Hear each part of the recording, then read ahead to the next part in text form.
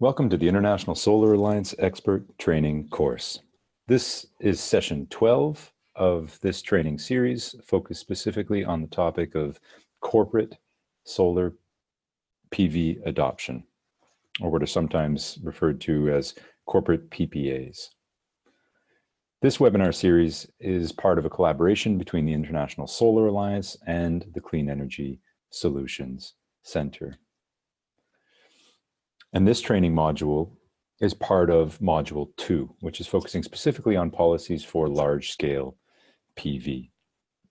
The issue, as I highlighted at the outset, is specifically on corporate adoption of solar PV. In other words, when companies themselves procure solar power to meet their own company electricity needs. A quick overview of the presentation. We'll look at the learning objective. There'll be the core of the presentation, followed by a few concluding remarks. I've picked out some further reading for those of you interested in diving more deeply into this topic. And at the end, we'll have a knowledge check to check whether you've been paying attention. So first, the learning objective is ultimately to understand the rise of corporate PPAs, understand how they work, and what are the main drivers behind them, to understand where they're currently being used in jurisdictions around the world, as well as to understand some of the advantages and challenges associated with them. So let's dive in. A growing share of renewable energy investments worldwide are being bought by large companies or being purchased to meet company-specific electricity needs. This is a major component of current renewable energy investment worldwide, and it continues to grow.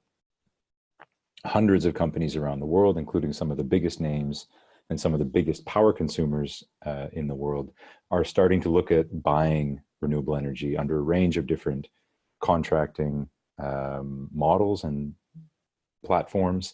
And it's really starting to shake up ultimately the renewable energy investment landscape, but also in many ways the renewable energy industry more broadly.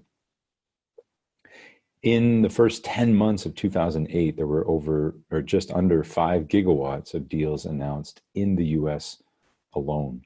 And the US remains one of the most important markets for corporate PPAs. It's also where the market really took off, with companies starting to procure their own renewables in a range of different configurations. And we'll have a closer look at that and look at some of the ways that these different deals have been structured, as well as what some of the trends in the market look like. The focus of the presentation is particularly on the rise of corporate PPAs, but also on the rise in developing countries. So we'll look at some examples of corporate PPAs for projects that have been developed in regions outside the major markets, outside of Europe and North America and China. And there's some interesting developments happening. So it is turning into very much a global conversation, and this is very much a global, part of a broader global trend. What we're seeing is it's particularly being adopted and pursued by tech companies and others that have large power demand. There's also mining companies, a lot of resource extractive companies, materials companies, but in particular, the ones that have gathered the most headlines beyond sort of mining and materials have been the larger tech companies, that hold and have large data centers, large scale retail operations, in some cases, larger companies, larger retail companies, clothing companies, overseas manufacturing companies are starting to develop their own renewable energy. And we're seeing a growing amount of innovation and also a growing amount of interest in this space. So this is a very timely topic to be, looking at this stage. Ultimately, corporate sourcing enables companies to meet their environmental and CSR commitments by directly purchasing renewable energy. So CSR refers to corporate social responsibility. As we'll see in a few slides, this is part of a broader movement, which is now increasingly referred to as environmental and social governance, a broader umbrella, looking at how companies are behaving, looking at how companies are acting on the global stage, what kinds of commitments they're making, trying to manage their carbon by developing carbon reduction plans, trying to also reduce emissions in other sectors, in other areas. So we're seeing a wide range of companies really taking the lead on this and using traditional CSR or environmental and social governance arguments to bring their boards on board, so to speak, in committing to renewable energy purchases. Ultimately, for companies, there's a number of layers of decision-making that need to go into making a particular decision for a particular wind or solar or other renewable energy project. And the devil is always in the details. So for an individual company to make a particular decision, a particular investment, in some cases, we're talking quite large investments, hundreds of millions of dollars. It often needs broad-based support within the company, and it needs approval pretty well all the way up to the top of the company, and often even at the board level. So this is a major part of the conversation across many corporate tables around the world. In many cases, PPAs like these, corporate PPAs, can offer valuable cost savings over traditional utility purchases. And that's really one of the key factors here. If a company, whether it's an Apple or a Google or a Walmart, can develop renewable energy themselves in a range of different configurations and reduce their overall power costs, then there's a strong rationale for a growing number of companies to do so, because none of them, they don't need to be purchasing that electricity from the utility. If there are other independent power producers who can produce that power at a similar or even lower price, or if they can even invest in it themselves, as we're seeing some of the larger tech companies do, effectively owning the renewable energy project themselves, that provides another pathway through which this can happen and be scaled. So the underlying driver behind this really comes down to economics. And there's a number of other arguments, as we've mentioned, around CSR and ESG commitments, but the real driver here is fundamentally about the economics. Technologies like solar are becoming cheap enough to undercut traditional utility-based power supply on price. And that's a really a key catalyst for this market. Although there are a number of different models occurring around the world, the self-consumption model remains currently the most frequently used and the largest, though that's likely going to shift in the years ahead as we see more and more corporate PPAs in particular emerging.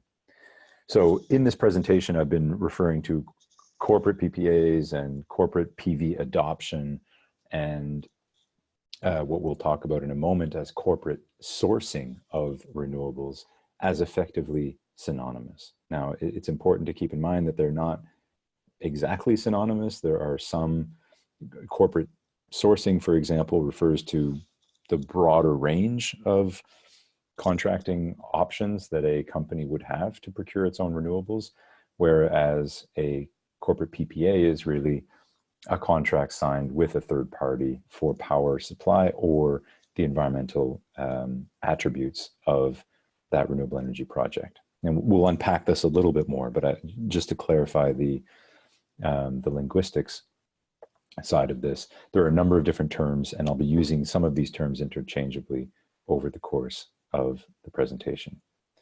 So let's look at these 4 different options. This is from a recent IRENA report that provides a great overview of the state of the market for corporate purchases of renewables. The first here is unbundled, what Irina refers to here as energy attribute certificates. I find that terminology, and many others in the industry find that terminology a bit of a mouthful. Traditionally, these are known as RECs, or renewable energy certificates, sometimes tradable green certificates in the European context. But the way they've most frequently been referred to is RECs, at least in the English-speaking world. These unbundled energy attribute certificates are designed, at least the term is designed to capture all of these different things, namely RECs, tradable green certificates, guarantees of origin, as well as other forms of certificate-based renewable energy schemes and policies. So how those work is you effectively have a company, and you can see this loosely sketched out. A company signs a contract with a particular, say, wind farm or solar project, and they purchase effectively the renewable energy attributes of that project without physically buying the power. In other words, the power can be sold to the utility unbundled from the renewable energy attributes. The way this is often described is you have, when you're, say, a large solar farm, you are producing two different products: electricity and renewable energy certificates, or EACs in this case. You can sell electricity to your utility. You can sell it onto the wholesale market. You can sell it onto a third party who's buying, an off-taker who's buying that power, say another large company. And the same goes for the attributes. Those are the renewable energy or the clean energy attributes of that power. And those can be purchased separately from the electricity. That's been, it's often, at least in the North American context, referred to as the voluntary green power market, because it's largely based on voluntary contributions or voluntary commitments from companies to buy up the renewable energy attributes, and thereby be able to brand themselves as a green, as a sustainable, as a progressive company on environmental issues. Now, that component of the market is still a major part of the market. We won't focus on it as much in this presentation, but I do want to underscore that this is a significant market in its own right, and I've provided a couple of sources at the end in the further reading that look more closely at this particular industry, in this particular market. The second one is more the core of what we're focusing on in this presentation, which is power purchase agreements. In this model, a company enters into a contract with an independent power producer, a utility, or an investment firm, and commits to purchasing a specific amount of renewable energy or the output from a specific project at an agreed price for an agreed amount of time. So it has all the characteristics of a classic power purchase agreement. It's just signed by a company. The company is the buyer rather than a utility, which is how it's traditionally been. So in that sense, large customers like corporates, like large companies, can become off-takers in their own right. They become buyers of the generation and can effectively compete with the utility for purchasing that renewables. The third is renewable energy offerings that come from utilities or like other electricity suppliers. There are a number of utilities that offer green power programs that effectively offer a tailored renewable electricity contract. In some cases, these are referred to as green tariffs. The utility effectively under this one is the main point of contact. It is the intermediary. It buys the renewables and it wheels that power onto the end user, in this case, the corporate that buys it under a special tariff category. So the end user, the company, can buy that power effectively from the utility, still claim all the benefits, but the utility remains, again, front and center in the whole transaction. That's in contrast, in a way, to the corporate PPAs, where the company is more in the foreground. They are the main actor buying the power. They may still be, in most cases, using the utilities wires, the utilities transmission lines, but they are the primary off-taker. It's important to underscore as well that many of these projects that are being financed, large solar projects, large wind projects, may have more than one off-taker. They may be partial contracts that don't cover the entire output of the facility. It may only cover a portion of the output of the facility, or a specific amount of electricity based on the company's actual electricity, annual electricity demand. So there are different contracting configurations here that that are emerging to adapt and to companies' different priorities and different needs. And the fourth is production for self-consumption. Ultimately, this is the prosumer market. This is where a company or large corporation invests in renewable energy directly, often on site or near site, and buys that power for its own, uses that power for its own operations. In most cases, this involves solar power, though there are a number of instances in the US and elsewhere where wind power is starting to be invested in this way as well. Under this approach, we're seeing many different companies with large retail footprints, IKEA, Kohl, Walmart, some of the bigger shopping malls, large manufacturing facilities. There's a project we'll look at later on from Vietnam by Adidas to develop a large 6 or 7 megawatt PV project on its facility in Vietnam. So we're seeing companies starting to do that to supply the primary electricity demand of their operations. And that's another piece of the puzzle here that falls under corporate procurement of renewables. The difference with the fourth is that it's mostly in-house. There are cases under self-consumption where the engineering work, the actual construction and operation of the solar project, for instance, will be done by a third party, by a professional services, solar services company. And that provides a pathway for the company then to sign a contract with them. But the electricity never leaves the company's premises, so to speak. It's not entering the public electricity or the transmission wires of the utility or the neighboring grid system. It's a direct on-site purchase. 111 companies worldwide currently are estimated by IRENA to meet between 85 and 100% of their power needs with renewable energies. And this number is growing rapidly. So you see a snapshot of how this market breaks down, drawing on the same distinction from the previous slide of EACs, the PPA market, utility programs, and self-consumption. So self-consumption remains the largest at 165 terawatt hours of supply in 2018, followed by the REC market, the unbundled renewable energy attributes, and then corporate PPAs, and the fourth is utility green procurement programs. So you get a sense of the order of magnitudes here.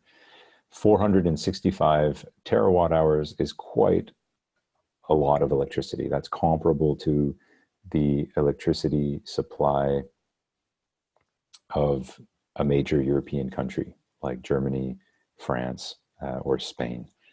A little bit less, but in that ballpark.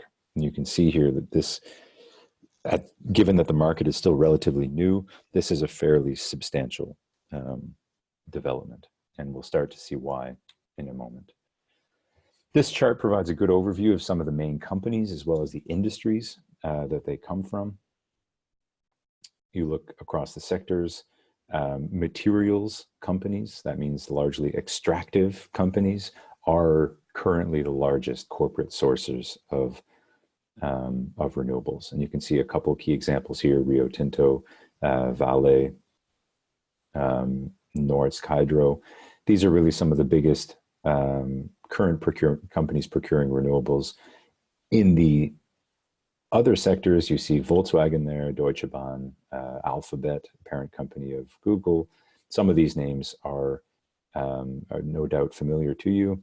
It gives you a sense of some of the players and also where they stand on the spectrum.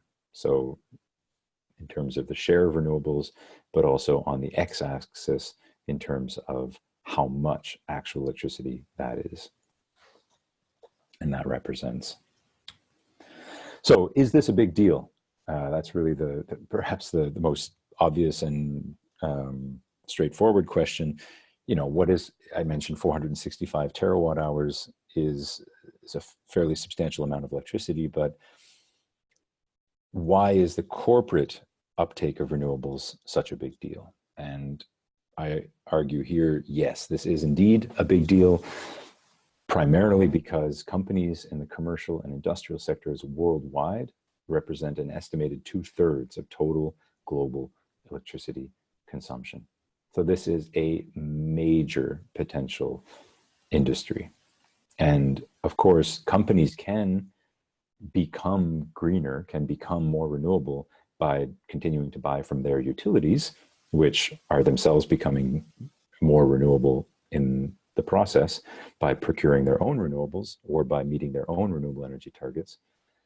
This really shifts the market to a different place where the actual investment is no longer dictated or driven even by the utility or even by policymakers and by governments or by governments. It's driven by companies making a decision on the basis of a host of different drivers, which we'll look at more closely in a moment, to invest in renewables.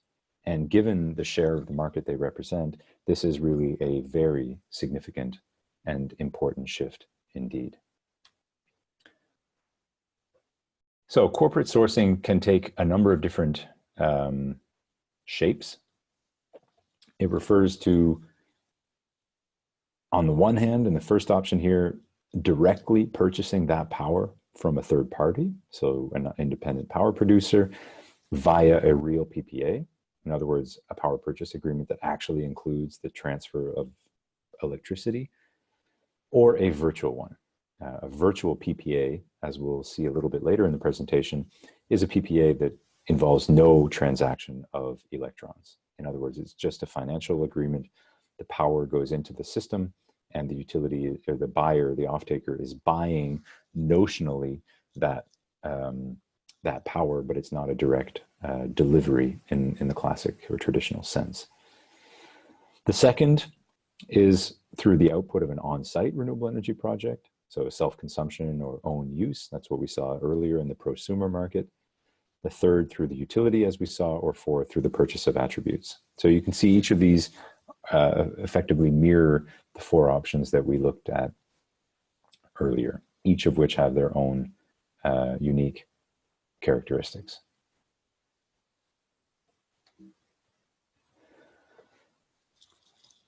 Now, let's look at some of the main drivers. As I highlighted a moment ago, the main priority in most cases is fundamentally coming down to economics. For companies, the first priority is reducing power costs. We've seen around the world in a number of key markets, not only here in Germany, but also in countries like South Africa, the Philippines, across Southeast Asia, parts of Latin America, power rates are going up rapidly and often hitting companies and corporates in particular quite heavily. This provides a further impetus to invest in renewables. As renewables become increasingly cheap and as new contracting mechanisms open up or emerge to enable companies to easily, in a fairly low friction way, invest in a renewable energy project that's going to save them money, we're going to see more of this happening because the economics, again, are there.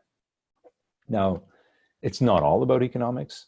there's a number of secondary priorities that enter into the picture, of which I've listed a few here. Some companies have company-specific emissions reduction targets as part of the climate agreements. Improving environmental performance. A growing number of companies see improving environmental performance as just another component or another part of good corporate governance. In other words, it's not just environmental governance, it's a sign that the company itself is well managed and is paying attention to its overall impact and footprint in the world. The third, delivering on ESG goals, as we discussed at the outset. In some cases, it enables a company to invest in renewable energy off-site, in other words, on land that's not their own, as well as off-balance sheet. So some companies don't have the capacity on their balance sheet to take on that kind of a liability, that kind of that scale of debt, for instance, if they want to invest in a large renewable energy project. And they would rather contract that with a third party who takes that on their own balance sheet. And then they just become a purchaser. So it's essentially part of their cost structure. Taking that off balance sheet has a number of advantages, and this is another really key driver here.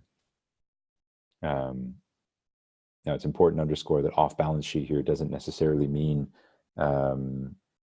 shady in any way. An off balance sheet transaction is simply one that the company does not have the fiscal capacity, the internal capacity, or the desire to have directly on their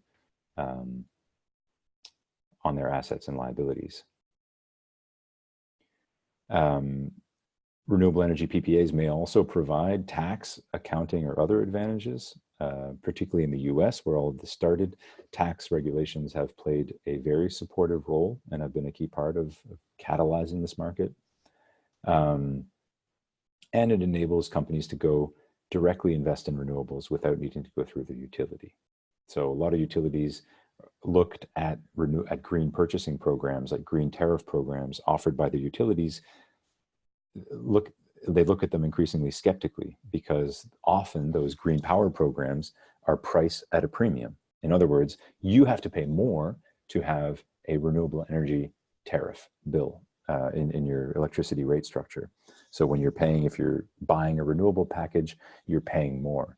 Whereas the market is actually shifting, where you can start to do it cheaper on your own than the power the utility is providing. So the idea of a green premium tariff category that customers should pay more for is starting to be subverted and is starting to be flipped on its head. And I suspect we're going to see many of these green tariff programs change in the years ahead as that reality asserts itself in the market, and as customers start to demand that the green option, the green tariff or green power option, actually become the cheaper option.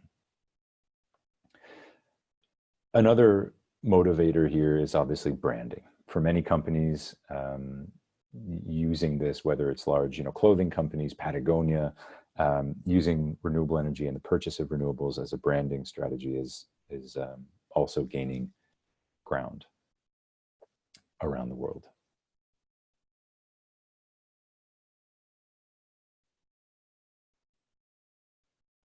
Here's a quick snapshot of some of the number of deals around the world taking place. You can see here from the deal tracker, this is from the Rocky Mountain Institute analysis. They've set up the Business of Renewables Center, the BRC, that's been doing some tremendous work in this space, working with a lot of these key corporate players to support investment in renewables. And you can see how the market has grown, shrank again, and then grown up to 2018. 2018 was a record-breaking year, and things continue to scale across the major players, and we're seeing more and more new players starting to, in other words, more and more new companies enter into the market and start to express an interest in doing their own corporate PPAs. So let's look at this a little bit more closely. We've provided an overview generally of the market, the main forms, the main ways of contracting, and let's take a closer look at how this plays out. I mentioned earlier a real PPA, or what's sometimes called a classic PPA. This is the direct power purchase agreement, similar to what utilities traditionally sign. This represents a part of the market and was really where the market started. But now we're seeing a growing number of companies move away from that model in favor of number two, the virtual power purchase agreement model. Under this approach, a financial contract is signed through which the electricity is only nominally purchased by the company, but is delivered over the utilities wires. So you can see here, the financial contract effectively is the core of the agreement. It's not actually resulting in the transfer of electrons. The financial agreement enables the project to get financed. It provides the money required to invest in the initiative or in the project, but it's not directly purchasing the power in the sense of a classic PPA. The third option is the prosumer model, where the project is located on or near the facility and serves on-site load. This is sometimes referred to as the self-consumption model as well.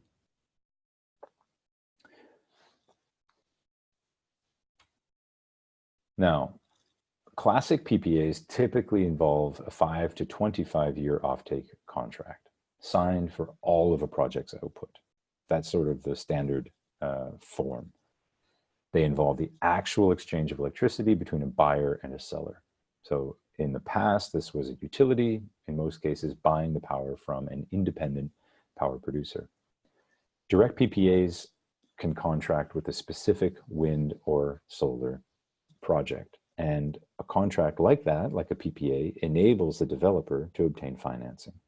So they can say, listen, I have a buyer for this power. I'm going to produce power, sell it to them for this price over this duration. And the bank will unlock the financing and enable the project to be built. In these cases, the corporate buyer becomes the sole off-taker. In other words, they become the buyer of that real electricity that's being transmitted. In competitive electricity markets, the corporate buyer typically pays a fixed price in exchange for the spot market revenue derived from electricity sales. So we're seeing different contracting forms than the classic PPA already starting to emerge.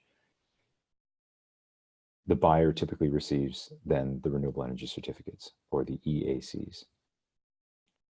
Contract duration, as I pointed out at the outset, ranges from 5 to 25 years. That's sort of the classic corporate PPA model. In contrast to a PPA, the duration is typically shorter. There are very few companies signing PPAs for as long as 25 years. What we're seeing is many more contracts signed in the 5, 10, 12-year time frame, and then with a flexible open-ended option after that duration to either continue extending the contract to purchase the power, or the producer, the developer, would then have to sell that power onto someone else or onto the spot market in that given electricity market.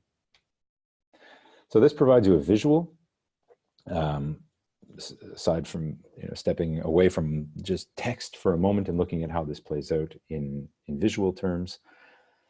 You can see here that the wind project sells its RECs to the corporate buyer.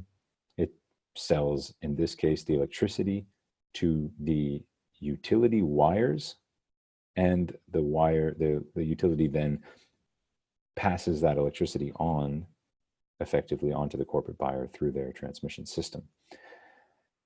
There are corporate PPAs that involve a direct purchase not only of the RECs, but also of the electricity.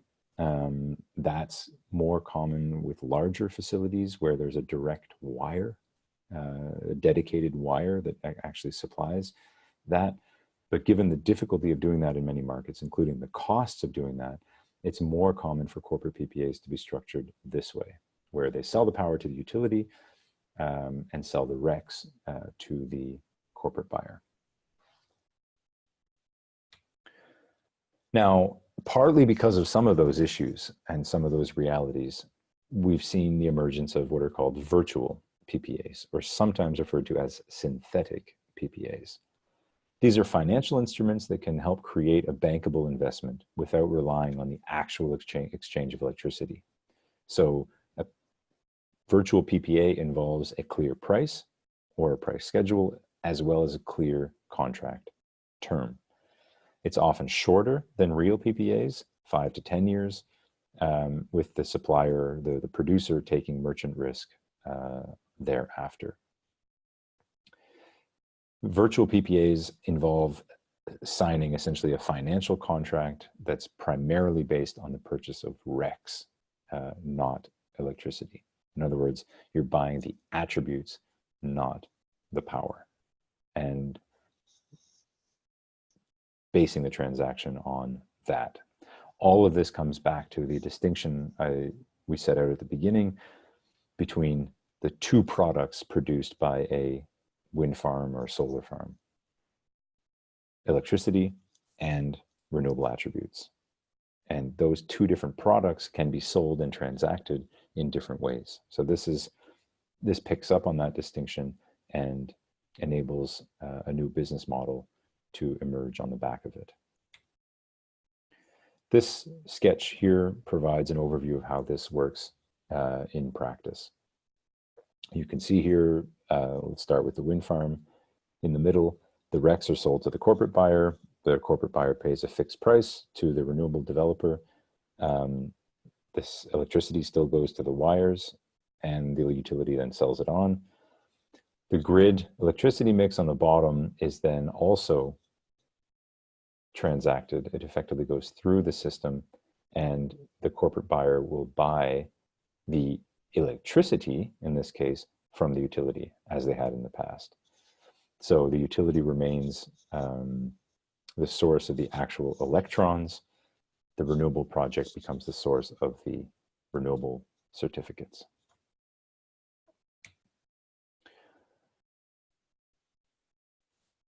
Let's try to unpack that a little bit further.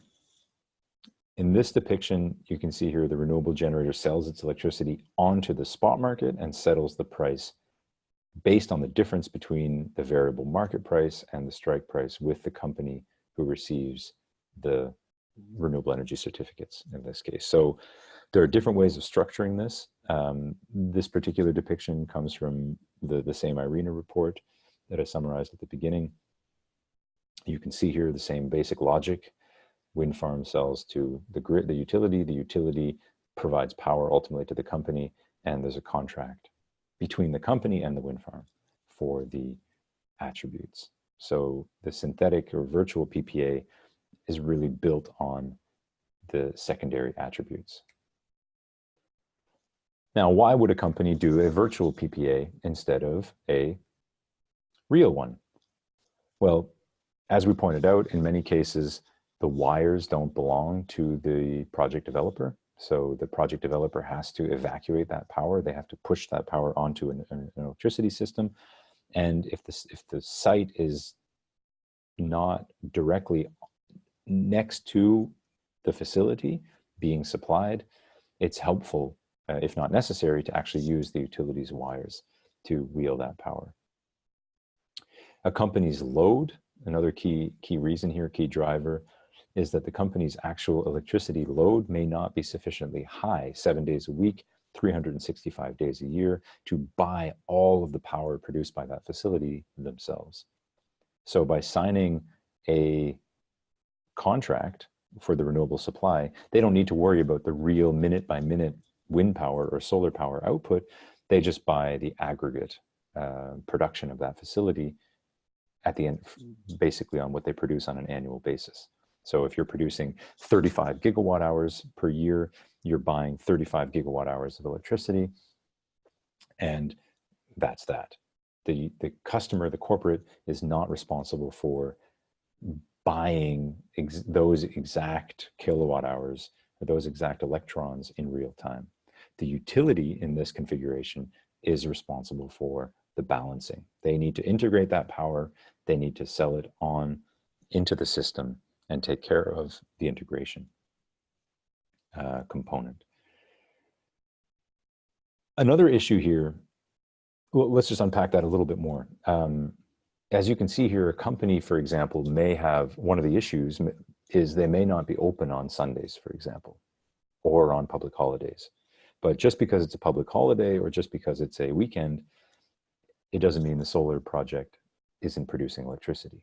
So if you sign a classic PPA as a company, you run the risk that on those very sunny Sundays or on those public holidays when your electricity load is quite low, that you're not able to take on all of that power. So you end up losing effectively that solar electricity. That's one advantage of wheeling it through the utilities wires and signing a virtual PPA instead, where the utility can effectively manage it and supply that power onto other customers if the on-site load isn't high enough to purchase it. Another concern, another reason why virtual PPAs are becoming increasingly popular is that it's unclear whether the company will exist as long as the wind or solar project. Now, in many cases, wind and solar projects can last 20, 25 years, in some cases even longer, and it's not clear that companies are going to exist that long when signing the contract. So virtual PPAs offer more security in that sense. Without committing, the company doesn't need to commit, doesn't need to be the only off-taker. For the developer, they then know that if the utility or if the company goes bankrupt, they can find another buyer for the power. So it decouples that issue. Virtual PPAs also offer more siting flexibility. So if you're signing a real PPA with a real project that has to be directly supplied on your roof or near your premises into your building, you're limited in terms of how big your facility can be.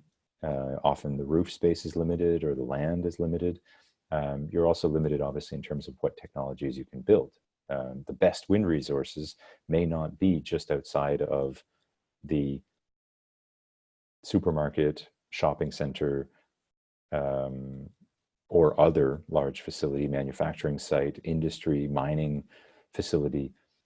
The best resources may be a little bit further away. So you may want to build that project a bit further away and have the power exported to the utility instead of directly wiring it to your facility. And finally, it may offer additional accounting and tax advantages. So I don't want to get into all of those issues, but there's an active case to be made that in some cases, for some companies, it can be advantageous to structure the PPA this way. Now, what about if more companies have that sunny Sunday problem that we talked about a moment ago, or the holidays problem, and they want to diversify their risk? They would like to invest in a particular project, but they're scared of not being able to buy all of it at once, or there being inefficiencies, or they don't want to take on the risk of being the sole off-taker, the only buyer of the energy from that project. In that case, it's possible to bundle together as a group of companies. Now, obviously, there's higher transaction costs, higher due diligence costs, but there's a good example of this that recently was developed in the Netherlands.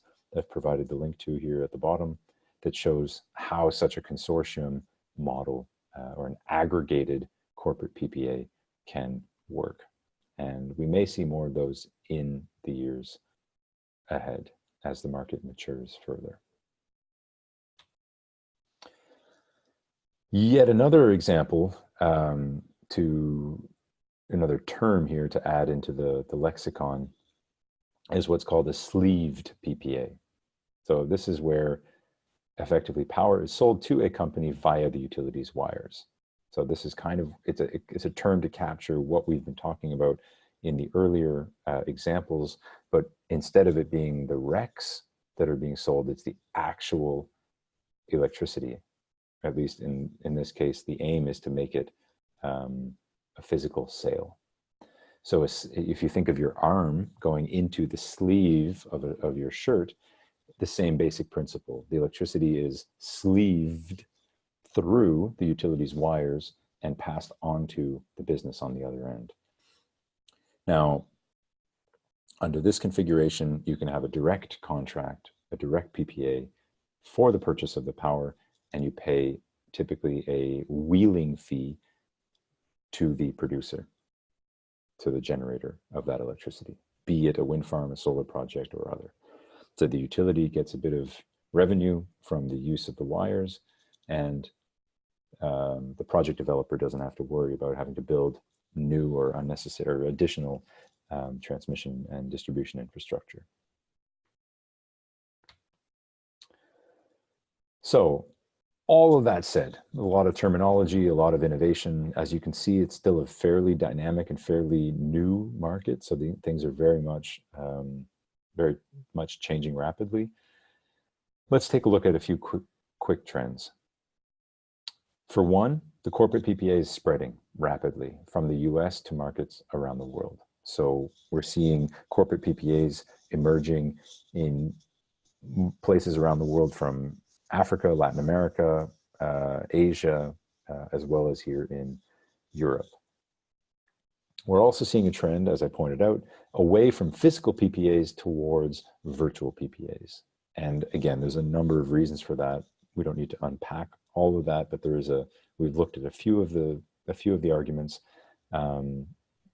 Suffice to say, for the time being, virtual PPAs are becoming more common.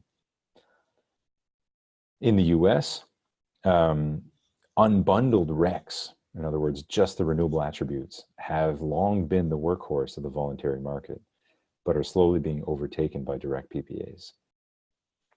In this case, direct or virtual PPAs. So this is a quote from a recent NREL report, or an author of an NREL report cited here, and you can see that the voluntary market, which is what this corporate renewables market was long called, is really starting to shift as the economics become increasingly attractive. A growing number of companies are starting to do this themselves and take an interest in not only buying the renewables attributes, but also actually buying the power, or investing in projects and owning, in some cases, projects themselves. So again, this signals a fairly significant shift in the renewable energy industry. Now, let's take a look at some examples from around the world before we wrap up. Although Europe remains the largest market in 2018, this is likely to change as Asia grows. So you can see here the number of companies that are starting to invest in corporate renewables, and how those numbers play out across Europe, Asia, North America, Oceania, so that's broadly Asia Pacific, beyond continental Asia, Latin America, and the Caribbean, as well as Africa. So pretty well around the world, this is happening. Now looking at some of the number of companies as well as the share of the companies sourcing. This is based on survey data compiled by IRENA. The percentages here show the share of companies in those countries actively sourcing renewable electricity. And you can see here how this plays out. So the US, Japan, UK, and so on. A very, very diverse space. Now, in terms of sectors, as we pointed out, materials are the largest single corporate buyer of renewables, partly because they're such a huge electricity consumer, but also because they're one of the ones that are most sensitive to energy input costs. So mining companies, large extractive companies, large materials companies have really been on the vanguard here. IT companies are a growing share, and we're also seeing a number of others across the landscape. And as we saw a few moments ago, corporate sourcing is also starting to spread globally.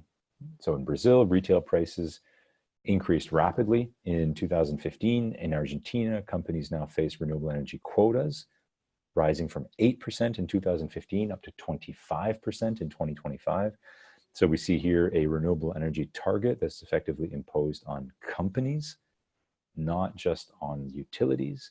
So that's really driving a number of companies in Argentina to have to look very seriously at purchasing renewables and growing the share of renewables in their total electricity demand. In Mexico, very similar story, lots of development happening, partly driven on the back of market liberalization, but also by rising power prices. In Chile, corporate PPAs are proving popular, in particular with mining companies.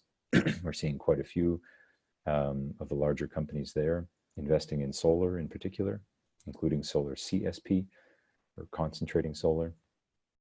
In Vietnam, major clothing manufacturers are starting to sign large solar PPAs as well, as we discussed briefly earlier. And in other parts of the world, we're seeing, again, a very similar pattern. In India, rising retail prices for companies are making corporate PPAs much more attractive than they were previously. In Jordan, a large cement company recently signed a 15 megawatt PPA for their own on-site supply. There's been push in Tunisia to do much the same with large cement companies. In Egypt, a large ag company signed a corporate PPA for 53 megawatts of solar PV.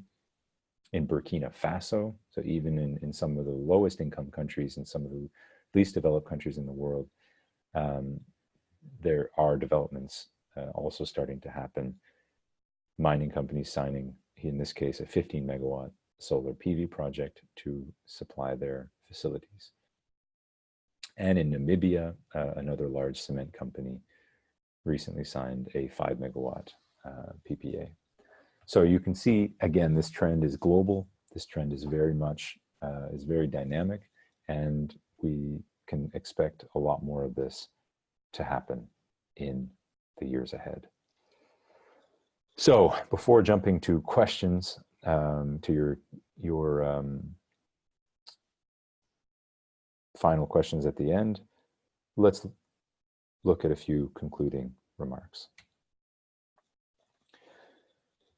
The positive news here is that corporate renewables can play a major role in accelerating the global energy transition. So there's a real opportunity here for companies to show leadership and for companies to really demonstrate and put financial resources on the table to mobilize investment in renewables.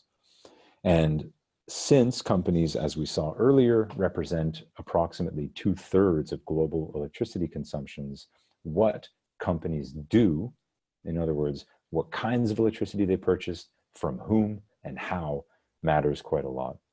So this shift, again, is a bit like plate tectonics. There's a real shift underground that's starting to happen and is redefining this sector.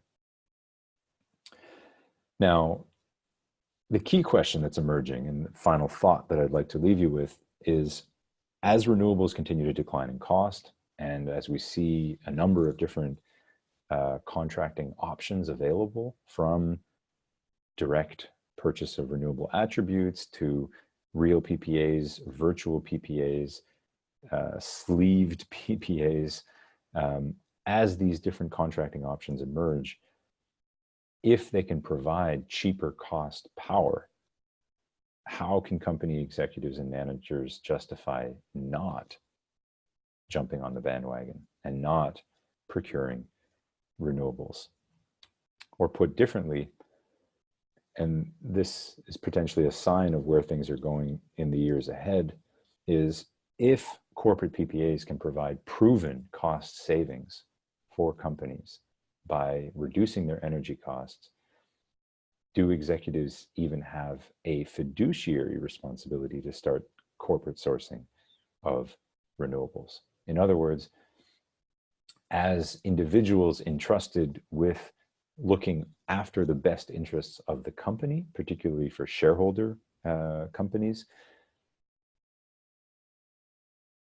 do they have a responsibility to actually shift in this direction and start investing in more renewables to push down overall power costs in the years ahead? And I think I would argue we're not there yet, but a number of executives do take this very seriously and are looking at a wide range of ways to improve performance, improve cost competitiveness, and improve overall market positioning and branding. And to the extent that renewables can deliver on those objectives, there's a pretty strong rationale, again, driven by the underlying economics, to start investing directly in renewables. So as the economics shift and continue to shift in favor of solar, we could be seeing a major wave of corporate renewable deals sweeping the world in the years ahead. So the tables and charts that we saw looking at how things were developing and all the major players that are starting to emerge, I think looking at the underlying trends in the market, looking at the costs, the economics, I think it's safe to say that we are at the beginning of a very, very interesting and dynamic phase in renewable energy investment in the years ahead. So with that, thank you very much for paying attention and for joining and staying with us here through to the end of the presentation. As I pointed out, some further reading, a few key reports here that may be of interest. The IRENA report, a terrific piece put out by Rocky Mountain Institute. Baker McKenzie, an advisory and legal firm, has put out 2 of these, on the rise of corporate PPAs, another terrific resource, and a report here at the end by NREL researchers on trends in the voluntary green power market. All great reading. Again, this is a very exciting market, and it's been a pleasure to be with you here today and to present on this on behalf of the International Solar Alliance and the Clean Energy Solutions Center. I wish you all a great day. Thank you very much. And now we'll shift to the knowledge checkpoint. So quick note on this, you'll have a few questions and that'll follow directly after the webinar. Thank you very much.